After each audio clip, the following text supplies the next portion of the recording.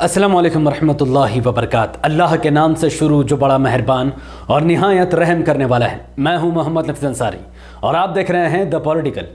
Barrister Asaduddin Owaisi साहब आज उत्तर प्रदेश के बाराबंकी के रामनगर में पहुंचे हुए थे और वहां पर उन्होंने रामनगर का असेंबली सीट पर एक ऐसी बात कही है जिसने मुझे झंझोड़ कर रख दिया। और मैंने जब रिसर्च किया तो मेरे भी पैरों तले ज़मीन खसक गई, क्योंकि ओवैसी साहब ने कहा कि रामनगर में समाजवादी पार्टी का कैंडिडेट हार जाता है और बीजेपी जीत जाती है, जबकि ये कभी भी पॉसिबल नहीं हो सकता है, क्योंकि रामनगर में मुस्लिम मेजोरिटी सीट है रामनगर। तो मैंने फिर उसके बारे में पता किया। ओवैसी साहब का जो ये स्पीच था, यह मैं इस वीडियो के आखिर में लगा दूंगा। उन्होंने अपने अंदाज में किस तरीके से वो बात कही है, पर अब मैं आपको बताता हूं। उत्तर प्रदेश में रामनगर एक असेंबली सीट यानी एमएलए सीट है, जहां पर मुसलमानों की आबादी लगभग 1 लाख से लेकर 1.5 लाख के आसपास है। वहां पर मुस्लिम बहुसंख्यक है और मुसलमान चाहे तो सरकार वहां पर किसी को भी जिता दे और मुसलमान चाहे तो किसी को भी हरा दे। मुस्लिम मेजोरिटी सीट होने के बावजूद भी वहां पर हिंदुओं की आबादी में जो दलित एससी समाज के लोग हैं वो 60,000 है। उसमें से भी जो जाटव है, जिनको हम आमतौर पर चमार कहते हैं, कहना तो नहीं चाहिए पर अपर कास्ट के लोग चमार कहते हैं, उनकी आबादी 30,000 है और जो यादव है उनकी आबादी 20,000 है। तो साफ सीधा तौर पर यहां पर मुस्लिम कैंडिडेट ही जीतना चाहिए या मुसलमान जिसको वोट दे रहा है उसे जीतना चाहिए, पर ऐसा हुआ नहीं है। 2017 का विधानसभा इलेक्शन में दलित और यादव यानी समाजवादी पार्टी और बहुजन समाज पार्टी ने मुसलमानों के साथ जो खेल खेला है वो मैं आपके सामने अब रखने वाला हूं। और इसके बाद भी अगर मुसलमानों का आंख नहीं खुलता है तो मुझे नहीं लगता कि आसमान से फरिश्ता आकर के भी मुसलमानों को कभी कुछ समझा सकेंगे। आपके सामने है उत्तर प्रदेश का रामनगर असेंबली इलेक्शन रिजल्ट 2017, जिसमें साफ तौर पर भारतीय जनता पार्टी की तरफ से शरद कुमार अवस्थी को 88,937 वोट 88,937 वोट उन्हें मिलते हैं और वो जीत जाता है। यह मुस्लिम मेजोरिटी सीट है। वहीं पर समाजवादी पार्टी ने मुसलमान को वोट नहीं दिया। मुस्लिम सीट है फिर भी मुसलमान को सीट नहीं, वो कैंडिडेट नहीं खड़ा किया। उन्होंने अरविंद कुमार सिंह गोप नामक किसी व्यक्ति को वहां से टिकट दिया और उन्होंने उनको 66,210 वोट मिले। 66,210 मुसलमानों को वोट मिले और बाकी मुसलमानों के वोट बहुजन समाज पार्टी के कैंडिडेट ने काटा, जिसको 53,891 यानी 53,891 वोट मिले। अब यहां पर मैं आपको खेला दिखाऊंगा। लगभग 1,20,000 मुसलमानों का वोट समाजवादी पार्टी और बहुजन समाज पार्टी में बढ़ जाता है। 1,20,000 वोट में से 66,000 वोट समाजवादी पार्टी के हिंदू कैंडिडेट को मिलता है और वहीं पर 53,891 वोट बहुजन समाज पार्टी के कैंडिडेट को मिलता है। तो लगभग मुसलमानों का 1,20,000 वोट एसपी और बीएसपी में बढ़ जाता है, यानी यादव के कैंडिडेट और दलित कैंडिडेट में बढ़ जाता, दलित की पार्टी में बढ़ जाता है। और वहां से बीजेपी 88,000 वोट से जीत जाती है। चलो, बीजेपी को लगभग 60,000 वोट एससी और जाटव कम्युनिटी के कास्ट के लोगों ने वोट दिया था, लेकिन जो वहां पर 20,000 यादव कम्युनिटी के लोग थे उन्होंने भी अपना वोट बीजेपी को दे दिया और मुसलमानों के पीठ में छुरा घोंप दिया है। अब मुसलमानों को इससे यह फैसला करना है कि जिन यादव पार्टी को मुसलमान समर्थन करता है, जिसे समाजवादी पार्टी कहते हैं, वो यादव मुस्लिम बहुसंख्यक सीट पर समाजवादी पार्टी को वोट ना देकर बहुजन बीजेपी को, भारतीय जनता पार्टी को वोट दे रहा है। और जो मुसलमान दलित पार्टी को वोट दे रहा है, बहुजन समाज पार्टी को, खुद दलित अपनी पार्टी को छोड़कर बीजेपी को वोट दे रहा है। और मुसलमान जुम्मन बनकर, बेवकूफ बनकर, माफ करना मैं ये वर्ड बोलना नहीं चाहता पर यह रियलिटी है, मुसलमानों को बेवकूफ बनाया गया। रामनगर में बीजेपी को हराने का ठेका दिया गया और वहां के मुसलमानों ने एक मत होकर एसपी और बीएसपी में अपने वोट को बांट दिया।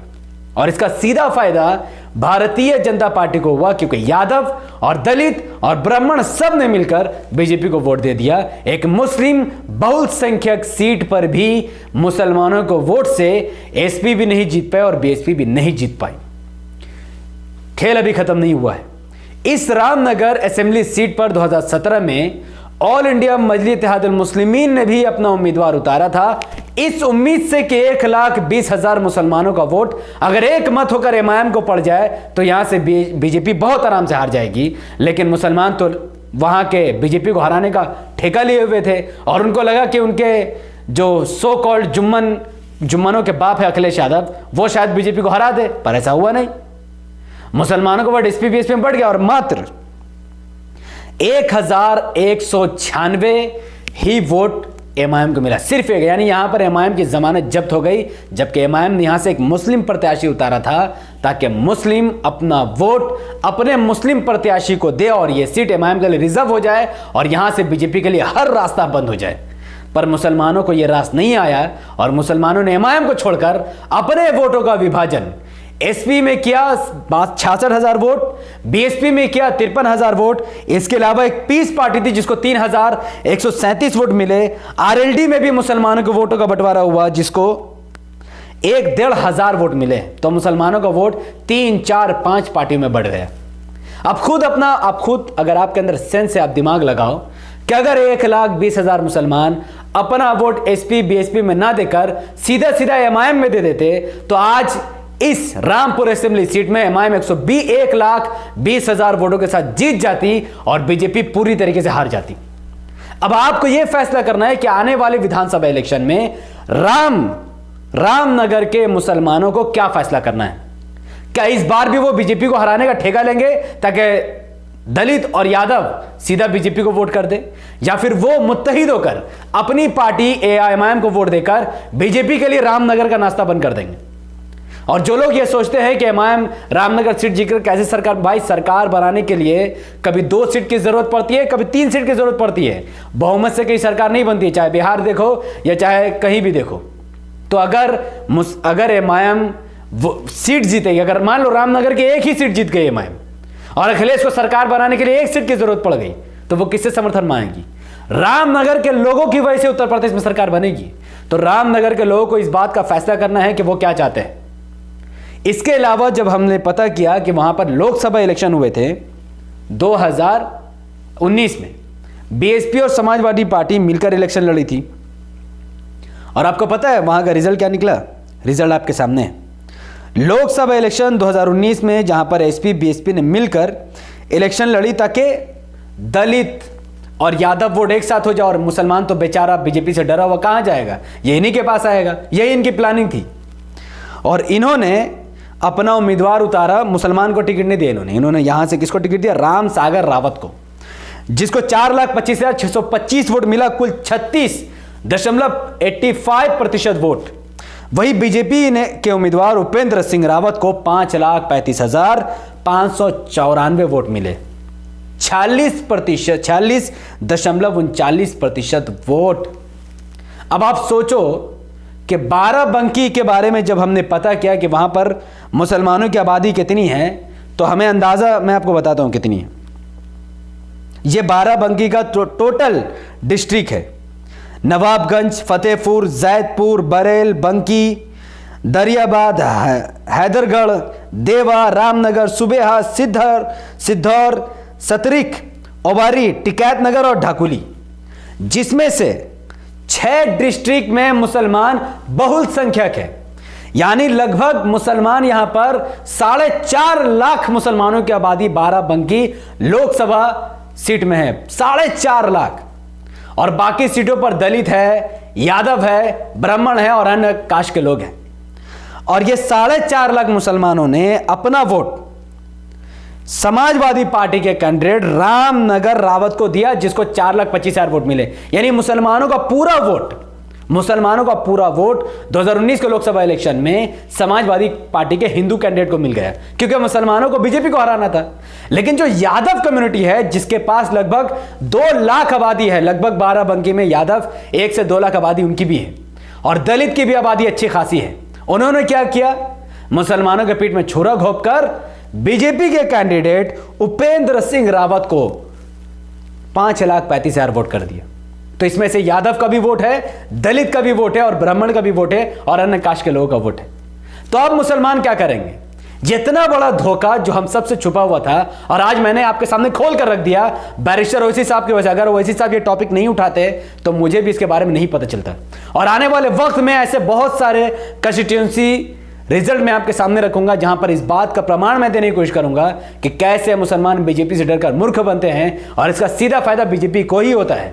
और अगर मुसलमान एमआईएम को हर हाल में वोट देना स्टार्ट कर दे तो बीजेपी हर तरीके से हार जाएगी। खैर, अब इस वीडियो को देखने के बाद भी अगर मुसलमान अपनी आंख नहीं खोलते और अपना वोट एमआईएम को छोड़कर एसपी, बीएसपी, कांग्रेस में विभाजन करते हैं तो यकीन मानिए बीजेपी को उत्तर प्रदेश में रोक पाना नामुमकिन हो जाएगा। और मुसलमान अगर किसी तरीके से एमआईएम को वोट करते हैं तो बीजेपी हर लिहाज से उत्तर प्रदेश से हार जाएगी, हर लिहाज से। और इस बात का प्रमाण मैंने कई वीडियो में दे रखा है। तो अपना नेता असदुद्दीन ओवैसी साहब को चुने, अपनी पार्टी एमआईएम को चुने और ईवीएम पर पतंग के निशान पर वोट देकर यादव दलित एसपी, बीएसपी से धोखा खाने से बचे, क्योंकि बार बार धोखा खाने वाला मोमिन नहीं हो सकता है। अब मैं आपके सामने वो वीडियो चलाऊंगा जिसमें ओवैसी साहब ने इस टॉपिक को छेड़ा था, मात्र 2 मिनट के। उससे पहले इस वीडियो को उत्तर प्रदेश के लाखों लोगों तक, खास करके रामनगर के चप्पे चप्पे में पहुंचाने के लिए इसको लाइक कीजिए। इसके लिंक को व्हाट्सएप, फेसबुक, इंस्टाग्राम पर शेयर कीजिए। अपनी बातों को कमेंट पर रखिए कि आप रामनगर से इस वीडियो को अगर देख रहे हैं तो आप किसे वोट देंगे?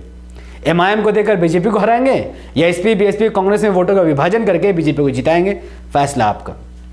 और एक छोटा सा ओपिनियन पोल भी करते हैं जहां पर आप मुझे बताएंगे कि इस बार रामनगर में कौन जीतेगा, एमआईएम या एसपी या बीएसपी या कांग्रेस या आरएलडी या पीस पार्टी या बीजेपी? आप कमेंट पर अपनी बात रख सकते हैं और हर एक के कमेंट को बखूबी तौर पर देखकर इस बात का अंदाजा लगाया जाएगा कि आने वाले 2022 के इलेक्शन में रामनगर के कंस्टिट्यूएंसी में कौन सी पार्टी की जीत होती है। हमारे YouTube चैनल द पॉलिटिकल को सब्सक्राइब कीजिए, बेल आइकन हिट कीजिए। और अगर आप लोग इस वीडियो को अभी फेसबुक पर देख रहे हैं तो इसे कम से कम 5 ग्रुप में शेयर कीजिए और हमारे Facebook page the political news को फॉलो कीजिए, लाइक कीजिए और मुझे अपनी दुआ में याद रखें। बहुत बहुत शुक्रिया। अस्सलाम वालेकुम रहमतुल्लाहि व बरकातहू। अल्लाह की सलाम, रहमत व बरकात अब तमाम भाई और बहनों पर हो। मैं अल्लाह भी peace upon us. Samajwadi Party से जो उम्मीदवार थे गोप साहब, क्या आपने यहां पर जो बीजेपी का विधायक है उसको वोट दिया, समाजवादी के कैंडिडेट को वोट दिया? बताओ, शर्माओ में समाजवादी को दिया ना आपने, दिया ना आपने। तब भी वो 22,000 से कैसे हार गए? कैसे हारे 22,000 से वोट? कैसे हारे 22,000 से वो? और आपको मालूम कि 2012 का जब विधानसभा का चुनाव हुआ तो बीजेपी दूसरे नंबर पर नहीं थी, चौथे नंबर पर थी। यहां पर 2012 से 17 में बीजेपी जीतती है, 22,000 वोट से जीतती है। आप तमाम मुसलमानों ने वोट दिया मगर बीजेपी को नहीं दिया, आपने किसी और को दिया। इस बुनियाद पर दिया कि जिंदगी मौत की बात है, जिंदगी मौत की बात है। आपने दे दिया, झोली भर भर कर दी। उसके बावजूद भी यहां से वो हार गए। क्यों हारे? इसलिए हारे कि समाजवादी पार्टी को दूसरों का वोट नहीं मिला। यह हकीकत है, इससे कोई इनकार नहीं किया जा सकता। लोकसभा का चुनाव हुआ 2019 का, यहां से बीजेपी के एमपी उम्मीदवार जीत गए, 1 लाख वोट से जीते। अब बताओ, क्या आपने वोट नहीं दिया था? यहां से सपा और बीएसपी का अलायंस था 2019 में, 17 में अखिलेश और राहुल का अलायंस था, 19 में अखिलेश और बहन जी का था, 5 साल पहले विधानसभा में अखिलेश और राहुल का था। जब अखिलेश और राहुल मिले तो 22,000 वोट से हार गए। जब अखिलेश और बहन जी मिले तो यहां से बीजेपी का कैंडिडेट 1 लाख वोट से लोकसभा की सीट पर जीत गया। किसके वोट नहीं मिल रहे इन लोगों को? और आपको क्या है, हम मुसलमान हैं, हमको डालना है। आपके लिए तो ऐसा लग जाता है कि नमाज फर्ज है तो बोलते हैं वोट भी इनको डालना फर्ज है। सेकुलर पार्टियों, नमाज फर्ज है, इनको वोट डालना फर्ज नहीं है।